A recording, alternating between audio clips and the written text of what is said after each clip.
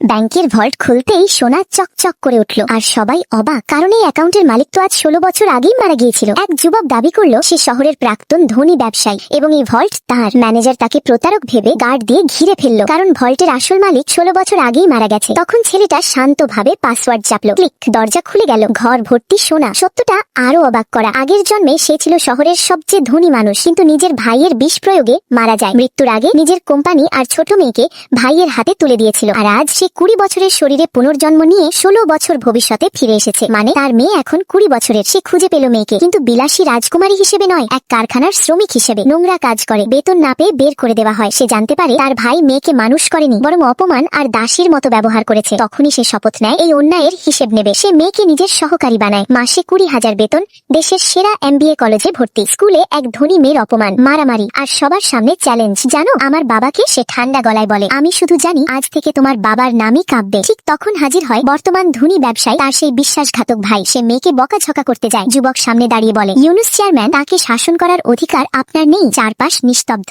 বলুন তো, খান পরিবারের আসল মালিককে? ভাইয়ের মুখ ফ্যাকাশে। তাহলে প্রশ্ন, সে কি নিজের আসল পরিচয় প্রকাশ করবে?